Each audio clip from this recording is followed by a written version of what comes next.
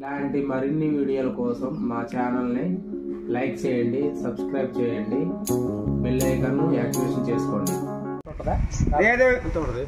జగ్గపేటలో 2 బర్రెలు గట్టిగా ఉంటాయి అంటారా? ఉన్న గెలుపు ఇటు ఉంది. ఎటు భాను గారికి గెలుపు ఉంది కొద్దిగా అంతేనా? వస్తారు జగన్ జగన్ గెలుపురా పక్క. దానికి ఒక్క 5 లక్షలు నాకు కాపుంది. 5 లక్షలు పంది కాస్తారా?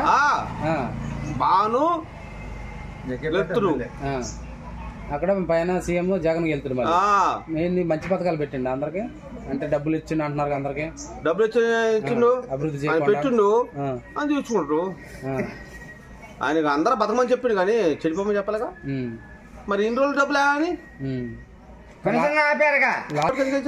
లాస్ట్ మూమెంట్ లో చంద్రబాబు నాయుడు కోర్టు కింద వేసిండు. బటన్ నొక్కితే డబ్బులు పడలేదు అన్నారు చాలా మంది. రుణమాఫీ అని ఆసరా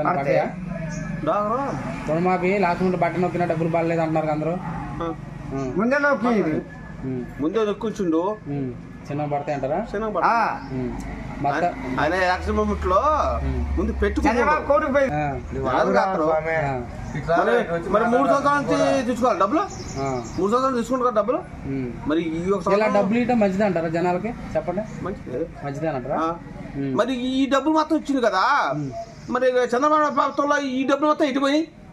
మరి మా మాట అంత ముందు జగన్ గెలవడానికి సలహాదారు ఒక ఆయన ఉండు, ప్రశాంత్ కిషోర్, బీహార్ ఆయన. అంటే ఎలక్షన్ సర్వే ఎలా గెలవాలి అని ఆయన సలహా ఇస్తాడు. ఇప్పుడు లేడు. మరి ఆయన కూడా జగన్మోహన్ రెడ్డి ఈసారి ఖచ్చితంగా ఓడిపోతాడు.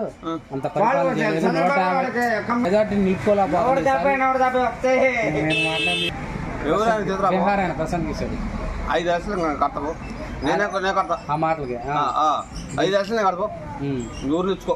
నేనే కడతా. నేను తిట్టడానికి పోలేదు, 5 లక్షలు కట్టినా. జగన్ వెళ్తాడని.